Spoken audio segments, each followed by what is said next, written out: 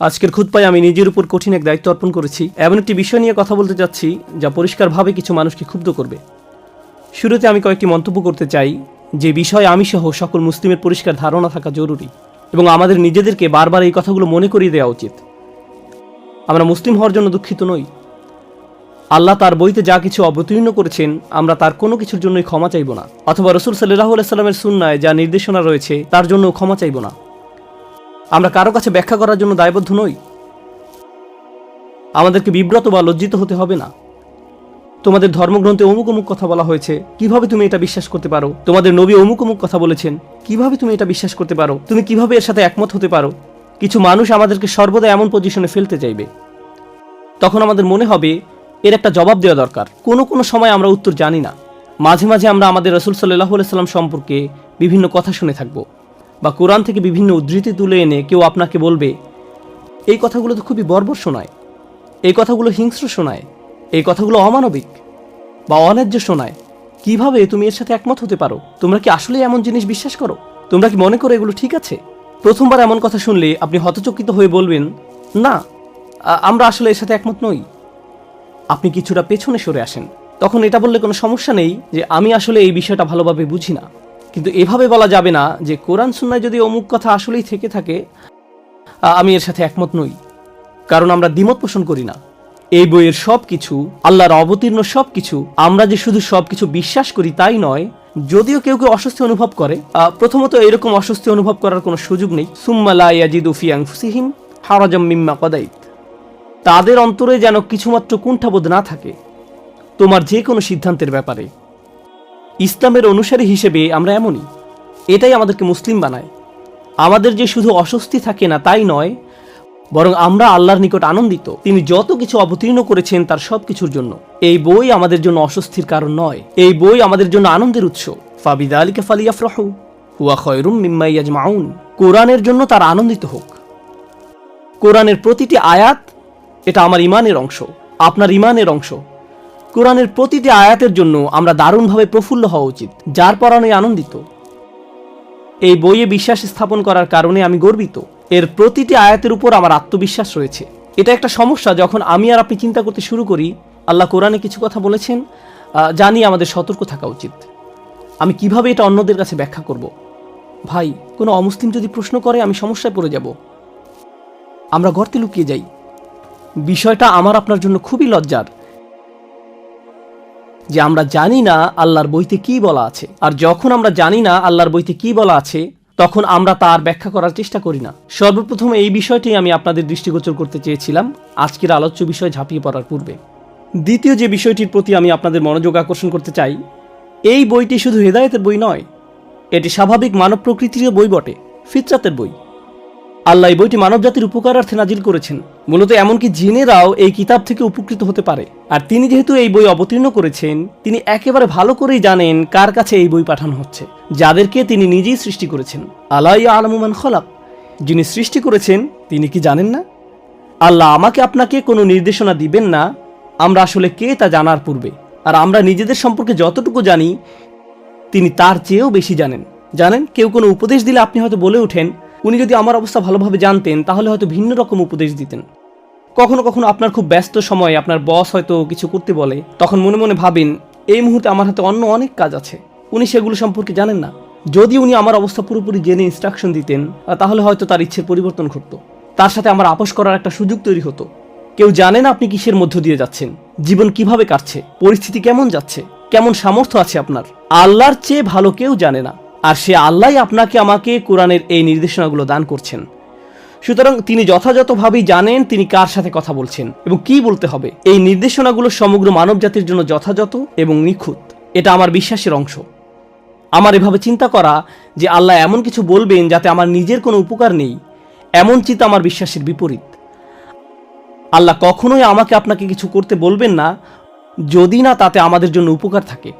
এই বইটি আমাদের জন্য আল্লাহর এক বিশাল অনুগ্রহ, আল্লাহর নিকট থেকে আমাদের জন্য রহমা। এজন্যই তিনি বলছেন আর রহমানু আল্লামাল কুরআন, আল্লাহর সকল নামের মধ্যে এই নামটি কোরআন শেখানোর সাথে যুক্ত করা হয়েছে। তিনি বলতে পারতেন আল আজিজ আল্লামাল কুরআন, কর্তৃত্বশালী কোরআন শিখিয়েছেন, যেন আমরা কোরআনকে নিজেদের উপর কর্তৃত্বশালী একটি বই হিসেবে গ্রহণ করি। কিন্তু না, তিনি এমন একজন শিক্ষক হিসেবে নিজের পরিচয় দিয়েছেন যিনি হলেন আর রহমান, অতিশয় বিস্ময়করভাবে দয়ালু, স্নেহপরায়ণ, কল্যাণকামী। তিনিই কোরআন শিক্ষা দিয়েছেন। অতএব তিনি যখন শেখাচ্ছেন ভালোবাসা থেকে, কল্যাণকামিতা থেকে এবং দয়া থেকে। তাই বাহ্যিক দৃষ্টিকোণ থেকে কোনো বিধানকে বেশ কঠোর মনে হলেও বস্তুত এটাও আমাদের জন্য একটা রহমা। এই ব্যাপারগুলো মনের মাঝে গেঁথে নেওয়ার পর আজকে আপনাদের সাথে আমি যা শেয়ার করতে চাই তা হলো আহকাম তথা আল্লাহর বিধানগুলো, আল্লাহর শাসন পদ্ধতিগুলো, আল্লাহর আদেশ নিষেধগুলো। যখন আমরা এগুলো সম্পর্কে ভালোভাবে না জানি তখন এগুলোকে কঠোর মনে হতে পারে। যখন এই বিধিবিধানগুলো ভালোভাবে জানবেন আর এই নিয়ে তো শেখার চেষ্টা করবেন না যে আপনি এগুলো আরেকজনকে ভালোভাবে বোঝাতে চান, আপনি এগুলো শিখবেন নিজের জন্য, ওইটা ভুল নিয়ত কোনো কিছু শেখার জন্য। তা এই জন্য নয় যে আপনার অমুসলিম কলিগকে ব্যাপারটা ভালো করে বোঝাতে পারেন। প্রথমত তাদের নিকট আমাদের ধর্মের সবকিছুর যৌক্তিক ব্যাখ্যা দাঁড় করাতে আমরা বাধ্য নই। আমরা ব্যাপারগুলো নিজেরা নিজেদের জন্য ভালোভাবে বুঝতে চাই, কারণ আল্লাহর কিতাবকে আরো ভালোভাবে বুঝতে আমি নিজেই নিজের কাছে বাধ্য। যখন এই কাজটি আগে সম্পন্ন করব তখন স্বাভাবিকভাবেই আমাদের অন্তরে এমন একটা বাসনা তৈরি হবে যে আমরা এর কল্যাণ অন্যদের সাথে শেয়ার করতে চাইব। যদি শুধু এই একটি কারণে ইসলাম শিখতে চান, মানুষের কাছে প্রচার প্রসার, এতে সমস্যা আছে। এটা ইসলাম শেখার কারণ হতে পারে না। যেন অমুসলিম বন্ধুদের কাছে আপনার লজ্জায় পড়তে না হয়, এটা কারণ হতে পারে না। এখন আলোচ্য বিষয় আবার ফিরে আসছি। আল্লাহ আজ্জা জাল্লার নাজিলকৃত আহকামগুলো, শাসন পদ্ধতিগুলো, আইনগুলো ও নির্দেশনাগুলো সরাসরি মানব প্রকৃতির কাছে আবেদন জানায়। কারণ আল্লাহ জানেন তিনি কাকে সৃষ্টি করেছেন এবং কার প্রতি নির্দেশনাগুলো জারি করছেন। তাই আমরা যখন আল্লাহর বিধানগুলো বুঝতে পারি, আল কোরআনের অভিমতে সেগুলো তখন আমাদের প্রকৃতির সাথে মিলে যায়। আপনার ভেতরে কিছু একটা আছে, একটা চেতনা আপনার ভিতরে আল্লাহ সৃষ্টি করেছেন। আপনার ভিতরে যে ফিতরাত আল্লাহ রেখে দিয়েছেন, যখন আল্লাহর বিধানগুলো বুঝতে পারেন অস্বস্তি লাগার কথা ভুলে যান। আপনি তখন বলে উঠবেন, এটা তো পুরোপুরি যৌক্তিক, ব্যাপারটি কি অসাধারণ প্রজ্ঞাময়, কি অসাধারণ সুন্দর। কিন্তু আমরা যদি এইরকম উপসংহারে পৌঁছাতে সক্ষম না হই, সম্ভবত এখনো আমরা যথেষ্ট চিন্তাভাবনা করিনি আল্লাহর আহকামগুলো নিয়ে, বিধিবিধানগুলো নিয়ে, শাসন পদ্ধতিগুলো নিয়ে। অন্যদিকে সম্ভবত আমাদের অন্তরে ময়লা জমা হয়ে গেছে। আল্লাহ আজ্জা জাল্লাহ আমাদেরকে উভয়টি দান করুন, আল্লাহর বইয়ের ভালো বুঝ এবং পরিশুদ্ধ অন্তর। তো আল কোরআনের রাজনৈতিকভাবে সবচেয়ে অশুদ্ধ আলোচনার একটি হলো নারী পুরুষের ব্যভিচারের শাস্তি। সেই শাস্তিটা হলো তাদেরকে বেত্রাঘাত করো, ফাজরিদু কুল্লা ওয়াহিদিম মিনহুমা মিআতা জালদাহ, তাদেরকে কষাঘাত করো বা চাবুক দিয়ে পেটাও 100 বার। তো খ্রিস্টানরা যখন ব্যঙ্গ করে বলে ব্যভিচারী এবং ব্যভিচারিণীকে কোরআন 100 বার চাবুক দিয়ে পেটাতে বলেছে, কিরকম এক বর্বর আইন এটা, তখন আমরা ভেবাচাকা খেয়ে যাই।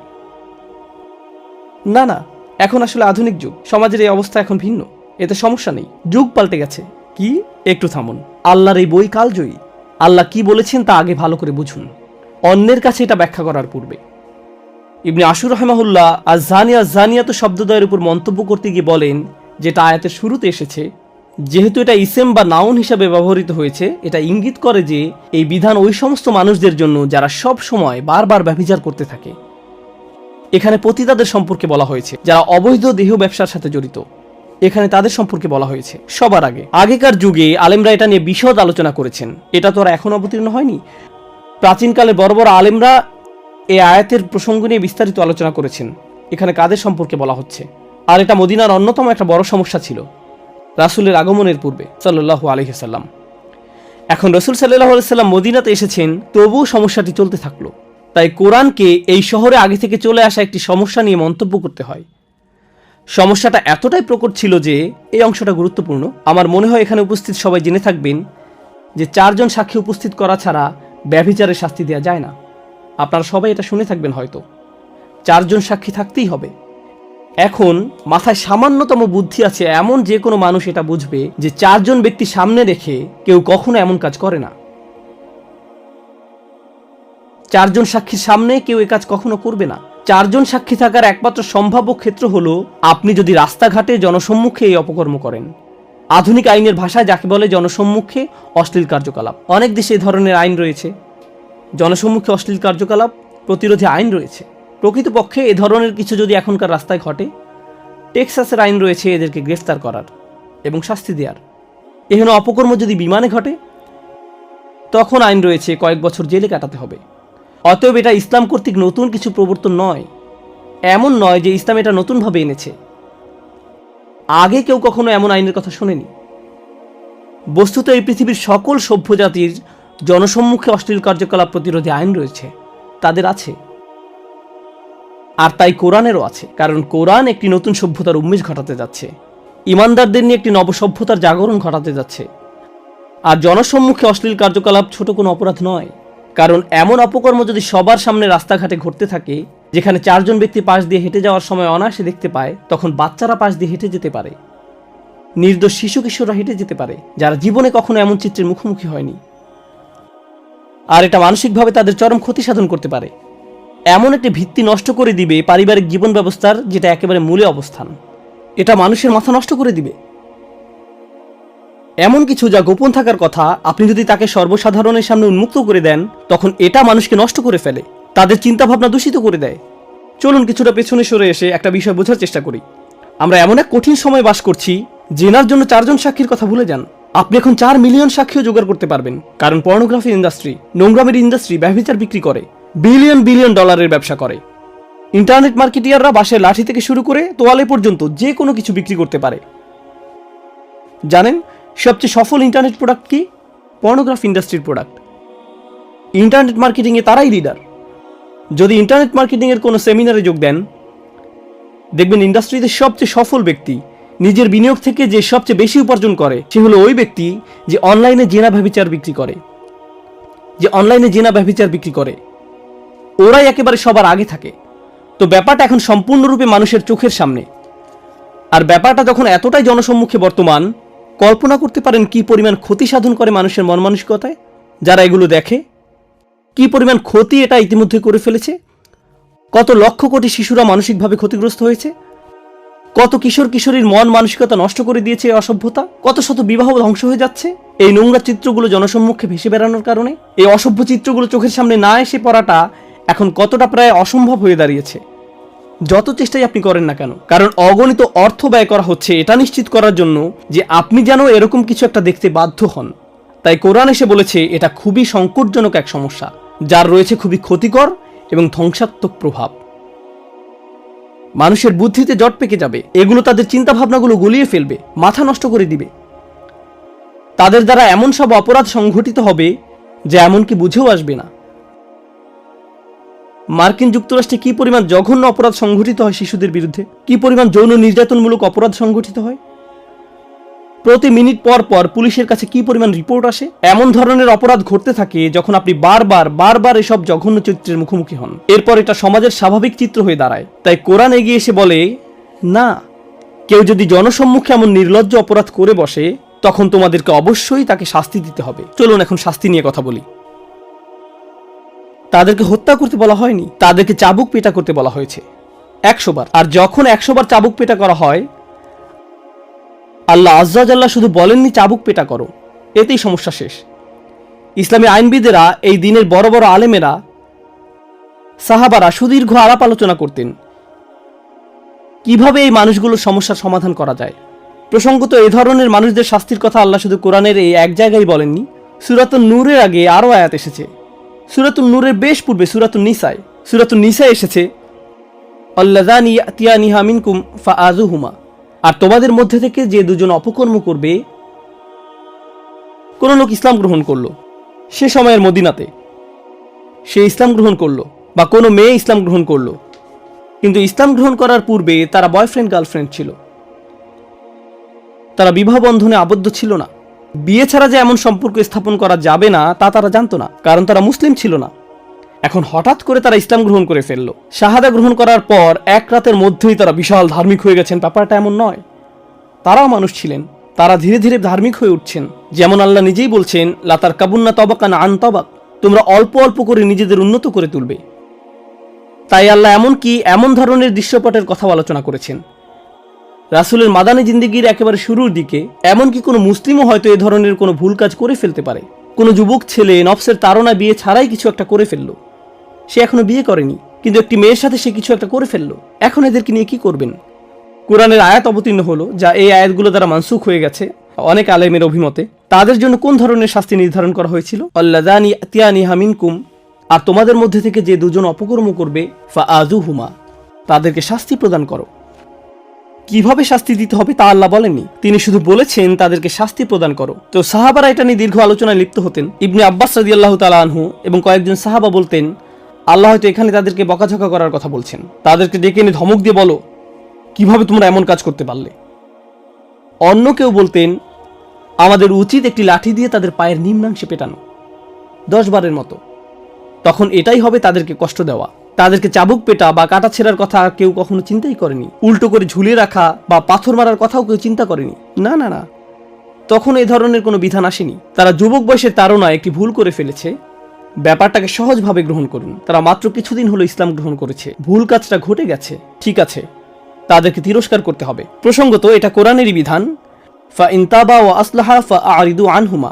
অতঃপর যদি তারা তওবা করে এবং বলে যে আমরা আর কখনো এমন কাজ করব না, বা যদি তাদের বিয়ে হয়ে যায় তবে তাদেরকে ছেড়ে দাও, এটা নিয়ে আর বাড়াবাড়ি করতে যেও না। ফা আরিদু আনহুমা, তাদেরকে উপেক্ষা করো, তাদের ব্যাপারে নিবৃত্ত হও। ইন্নাল্লাহা কানা তাওয়াবার রহিমা, নিশ্চয়ই আল্লাহ অতিশয় তওবা কবুলকারী, পরম দয়ালু। তাদেরকে স্বাভাবিক জীবনযাপন করতে আর বাধা দিও না। তারা বড় একটি ভুল করেছে, কিন্তু এখন তাদেরকে অন্য সবার মতো স্বাভাবিকভাবে চলতে দাও। তাদেরকে আর অপমানিত করো না, যা করার তা ইতিমধ্যে করেছ। পরবর্তীতে যখন শাস্তির আয়াত অবতীর্ণ হয়, এমনকি তখনও 4 জন সাক্ষীর প্রয়োজন ছিল, তো পরবর্তীতে আরো কঠোর বিধান অবতীর্ণ হয়। যদি এর পরেও কিছু ঘটে, চাবুক পেটা করতে হবে, কষাঘাত করতে হবে। কিভাবে তা করা হবে? হয়তো ভাবছেন চামড়ার তৈরি বিশাল এক চাবুক নিয়ে খটাস খটাস আঘাত করা হবে, ফলে মানুষটার পিঠ থেকে চামড়া ছিঁড়ে রক্ত বের হবে। এরকম কষাঘাত চলবে 100 বার। 10 বারের মাথায় হয়তো লোকটা মরেই যাবে। না না না, একটু থামুন। ইসলামী আইনবিদগণ এটা নিয়ে ব্যাপক আলোচনা করেছেন। তারা বলেছেন অতি গরম কোনো দিনে চাবুক মারা যাবে না, বা অতি শীতের দিনেও নয়, কারণ চামড়া তখন বেশি স্পর্শকাতর থাকে। রোদের মধ্যে দাঁড় করিয়েও নয়, কারণ আল্লাহ তাদেরকে এমন শাস্তি দেওয়ার ইচ্ছা করেননি। যে ব্যক্তি চাবুক পেটা করবে তার বগল যেন দৃষ্টিগোচর না হয়, সে যেন এভাবে পূর্ণ শক্তিতে না পেটায়। কারণ আমরা মনে করি শাস্তি যেহেতু দিতে হবে, তাই বিশাল দেহের অধিকারী মানবরূপী কোনো দানবকে নিয়ে আসতে হবে, সে কঠোরভাবে পেটাতে পারবে। না না, মূল উদ্দেশ্য এটা নয়। বস্তুত এ শাস্তি অনেকটাই আনুষ্ঠানিকতা মাত্র। ইসলামের ইতিহাসে এ শাস্তি বাস্তবায়িত হয়েছিল মাত্র, প্রসঙ্গত ইসলাম মহাদেশের পর মহাদেশ জুড়ে ছড়িয়ে পড়েছিল। আপনারা জানেন সেটা। গত 1400-1500 বছর যাবৎ কোটি কোটি মানুষ ইসলামের ছায়াতলে আশ্রয় গ্রহণ করেছিল। গোটা সময়টা জুড়ে সম্ভবত 3-4 বারের এমন ঘটনা ঘটার রেকর্ড পাওয়া যায়। আর শাস্তি কার্যকর করার মতো একটা উপলক্ষ্য তৈরি হয়নি। এটা ইসলামের ইতিহাস, মহাদেশের পর মহাদেশ জুড়ে। কিন্তু যদি কখনো শাস্তি দেওয়ার মতো উপলক্ষ্য তৈরি হয়, মনে রেখো চাবুক মারার সময় বগল যেন দৃষ্টিগোচর না হয়। শরীরের কোনো জায়গায় আঘাত করলে যদি তা প্রাণঘাতী হয়ে যাবার সম্ভাবনা দেখা দেয়, সেখানে আঘাত করো না। যদি আঘাতের ফলে শরীরের কোনো অংশ ফেটে যায়, দ্বিতীয়বার সেখানে আঘাত করো না। মুখে আঘাত করো না, স্পর্শকাতর কোনো স্থানে আঘাত করো না। এভাবে পুঙ্খানুপুঙ্খ নির্দেশ দেয়া হয়েছে। কিন্তু এটা আসলে আমার খুতবার মূল বিষয়বস্তু নয়। এই শাস্তি ব্যাখ্যা করার জন্য আজকের খুতবার অবতারণা করা হয়নি। ব্যাপারটা হলো আল্লাহ সিদ্ধান্ত নিয়েছেন জনসম্মুখে অশ্লীল কার্যকলাপ বড় ধরনের অপরাধ, কারণ এটা সমাজ নষ্ট করে ফেলে, তাই এর জন্য শাস্তি দিতে হবে।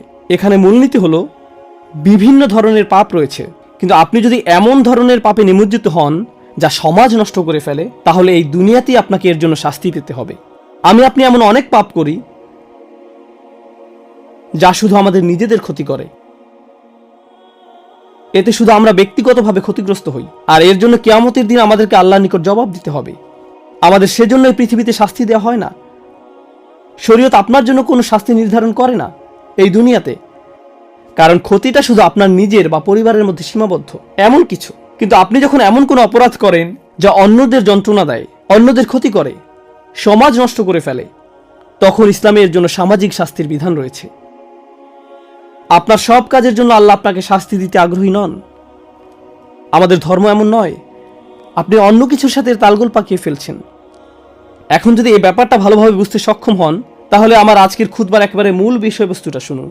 যে বিষয়টা আমি বোঝাতে চাই, কতবার চাবুক পেটা করতে হবে?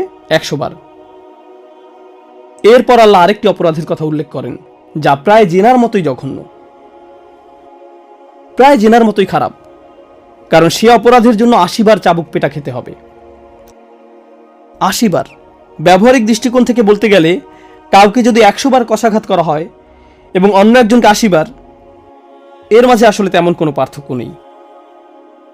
উভয় ক্ষেত্রেই ব্যাপারটা অপমানজনক, উভয় ক্ষেত্রেই বিব্রতকর।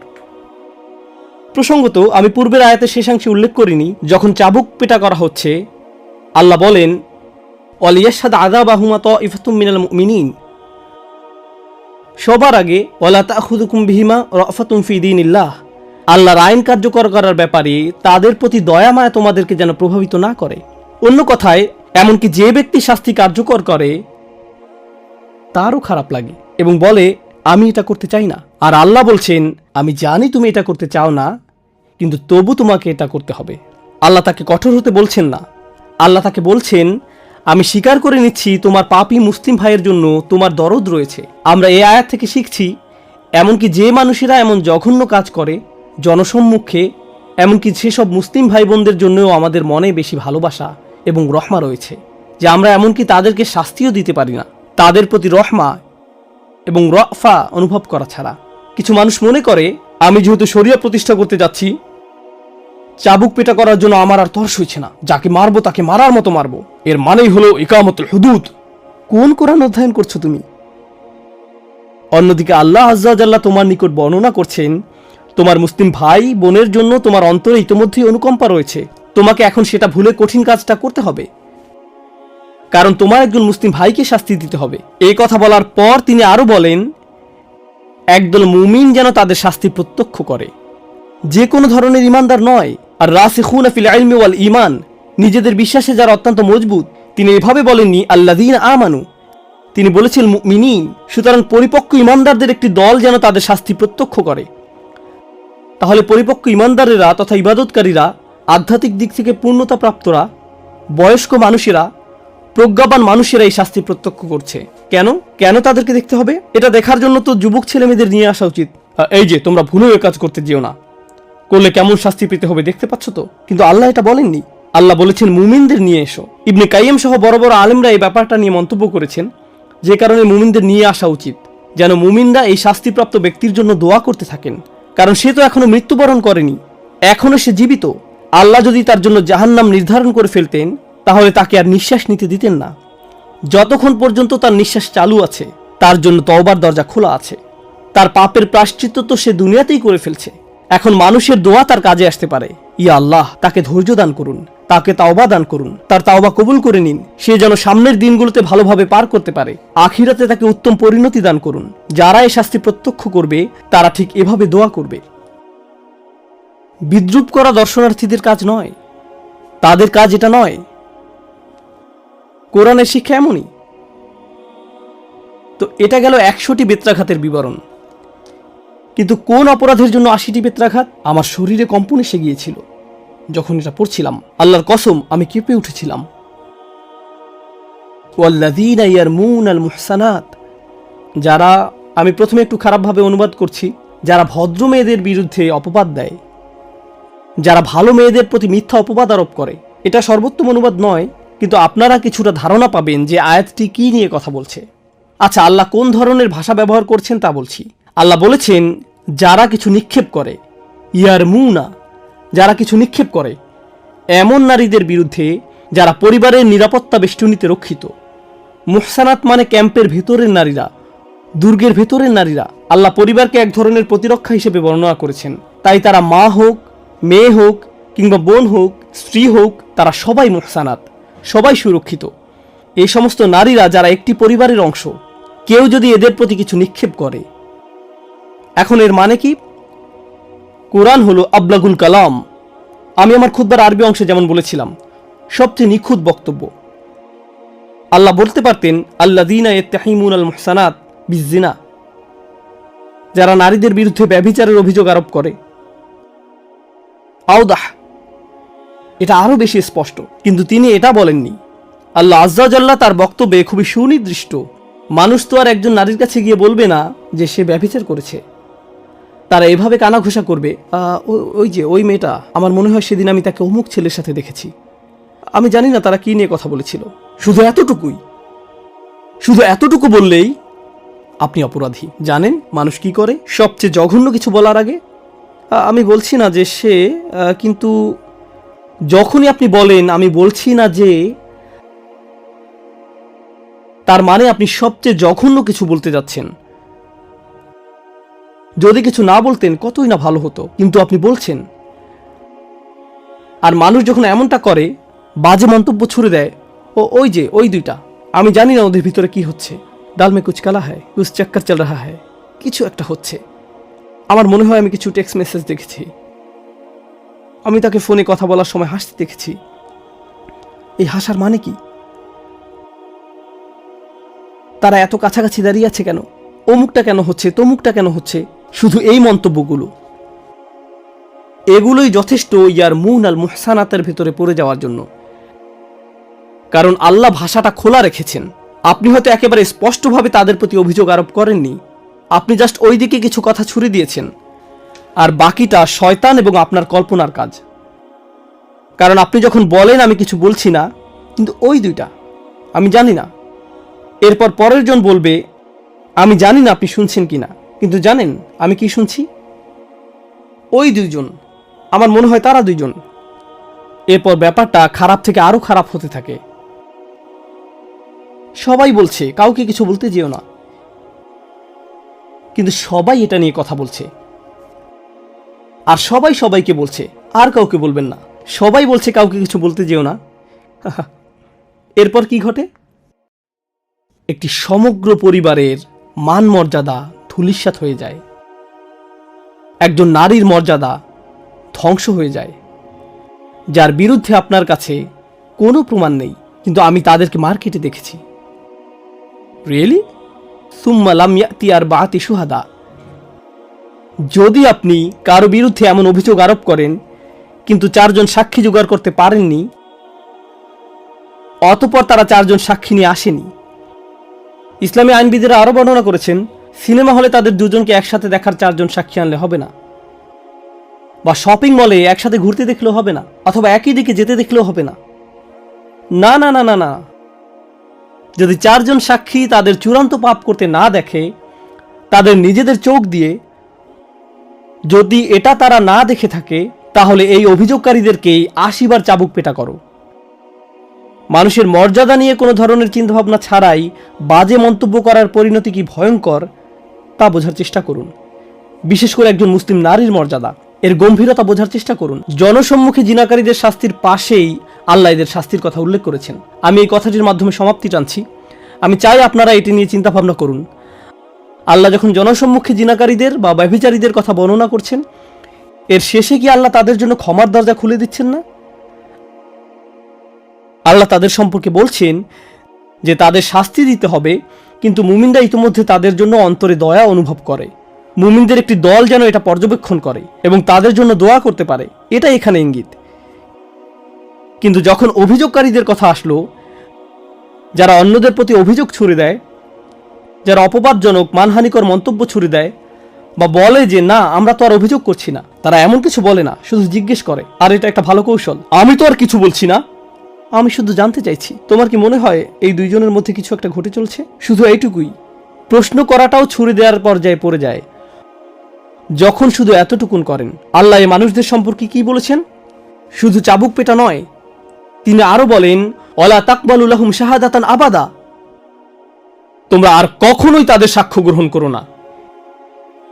এই মানুষগুলোর কোনো সাক্ষ্য আর কোনোদিন গ্রহণ করে নিও না। ইয়া আল্লাহ, এটা তো আরো ভয়ঙ্কর শোনা যাচ্ছে। এটাই শেষ নয়, তদুপরি ওয়া উলাইকা হুমুল ফাসিকুন, আর এরাই হলো চূড়ান্ত নীতিভ্রষ্ট। আল্লাহ এ কথা এমনকি ব্যভিচারীদের সম্পর্কেও বলেননি, তিনি তাদের সম্পর্কে বলেননি, কিন্তু এদের সম্পর্কে বলেছেন ওয়া উলাইকা হুমুল ফাসিকুন। প্রশ্ন হলো কেন এদের চাবুক পেটা করা হচ্ছে? এটাই খুতবার শেষ কথা। কেন এদের চাবুক পেটা করা হচ্ছে? কারণ আপনি যখন এরকম মন্তব্য ছুড়ে দেন, আপনিও সমাজ নষ্ট করছেন। মনে আছে আমি যে বলেছিলাম আল্লাহ এই দুনিয়াতে শুধু এমন অপরাধের শাস্তি প্রদান করেন যা সমাজ নষ্ট করে ফেলে, যা অন্যদের ক্ষতি সাধন করে। আপনি যখন একজন মুসলিমের সম্মান নষ্ট করেন, মুসলিম পুরুষের বা মুসলিম নারীর, আপনি যখন তাদের মর্যাদা হানি করেন, এটা এই পৃথিবীতেই একটা শাস্তিযোগ্য অপরাধ, শুধু আখিরাতে নয়। খুবই সিরিয়াস একটা ব্যাপার। ইজ্জত, ইকরাম, আভিজাত্য, একজন মুসলিমের মান সম্মান আল্লাহর নিকট খুবই বড় একটা বিষয়। আল্লাহ এটাকে সুনির্দিষ্ট করে আলাদাভাবে উল্লেখ করেছেন। তিনি বলেন, ওয়ালিল্লাহিল ইজ্জাতু ওয়ালি রাসূলিহি ওয়াল মুমিনিন। সকল মর্যাদা তো আল্লাহর, তার রাসূলের ও মুমিনদের। আল্লাহ মুসলমানদের এটা দান করেছেন। আপনি আমি এটা কেড়ে নিতে পারবো না যা আল্লাহ দান করেছেন। এটা এমন কিছু যা আল্লাহ দান করেছেন, আমাদেরকে এটা রক্ষা করতে হবে। আমরা আমাদের জিহ্বা দিয়ে সবচেয়ে ধ্বংসাত্মক কিছু করে ফেলতে পারি। যখন সন্দেহ তৈরি হয় তখন শুধু আল্লাহর এই কথাগুলো স্মরণ রাখুন, ইজতানিবু কাসীরাম মিনাজ যন্নি ইন্না বা'দাজ যন্নি ইসমুন। তোমরা অধিক অনুমান করা থেকে দূরে থাকো, নিশ্চয়ই কোনো কোনো অনুমান তো পাপ। কোনো কোনো অনুমান খুব ভয়াবহ পাপে পরিণত হতে পারে। ধারণা করা থেকে দূরে থাকো। মানুষকে সন্দেহের ক্ষেত্রে সুবিধা দান করুন। আপনি ওই দুজনকে চিনেন না, তারা পরস্পরের হাত ধরে আছে এবং ওই দিকে হেঁটে যাচ্ছে। ওহ, নিশ্চয়ই তারা বিবাহিত, অথবা হয়তো তারা ভাই বোন। না না, আমার তো মনে হয় না। থামুন, বাদ দিন, অন্যদিকে চলে যান, ইস্তিগফার করুন। এখানে আপনার মাথা ঘামানোর দরকার নেই। একজন ব্যক্তির উপর ইসলামের সৌন্দর্যের একটি দিক হলো তার সাথে সম্পর্কিত নয় এমন কাজ সে বর্জন করে চলে। এখানে আপনার হস্তক্ষেপ করার দরকার নেই, এটা নিয়ে কথা বলবেন না। আমরা দোয়া করছি আল্লাহ আজ্জা জাল্লাহ যেন আমাদের জিহ্বা রক্ষা করেন, অন্তর রক্ষা করেন, পরস্পরের ক্ষতি করা থেকে যেন আমাদের রক্ষা করেন। আল্লাহ আজ্জা জাল্লাহ আমাদেরকে তাদের অন্তর্ভুক্ত করুন যারা অন্যদের মান সম্মান নিয়ে কথা বলার সময় সাবধান থাকে। আল্লাহ আজ্জা জাল্লাহ আমাদেরকে তাদের অন্তর্ভুক্ত হওয়া থেকে রক্ষা করুন যারা শুধু অজুহাত দিয়ে বেড়ায় এবং অজুহাতের পেছনে লুকায়। আল্লাহ আজ্জা জাল্লাহ আমাদেরকে নিজেদের ভুলগুলো ভুল হিসেবেই দেখার সামর্থ্য দান করুন এবং তার কাছে ক্ষমা চাওয়ার সামর্থ্য দান করুন, এবং অন্যদের কাছেও যাদের সম্পর্কে আমরা মন্দ কথা বলে ফেলেছি। আল্লাহ আজ্জা জাল্লাহ সকল মুসলিমদের ইজ্জত রক্ষা করুন, বিশেষ করে এই উম্মার মেয়েদের। আল্লাহ আজ্জা জাল্লাহ আমাদের মায়েদের ইজ্জত রক্ষা করুন, আমাদের স্ত্রীদের, আমাদের কন্যাদের এবং আমাদের বোনদের। আল্লাহ আজ্জা জাল্লাহ আমাদের সমগ্র পরিবারের মর্যাদা রক্ষা করুন, এবং আল্লাহ আজ্জা জাল্লাহ আমাদেরকে এমন একটি প্রজন্ম গড়ে তুলতে সাহায্য করুন যারা আমাদের চেয়েও আল্লাহর অধিক নিকটবর্তী হবে। বারাকাল্লাহু লি ওয়া লাকুম ফিল কুরআনিল হাকিম ওয়া নাফা'নি ওয়া ইয়্যাকুম বিল আয়াতি ওয়া যিকরিল হাকিম।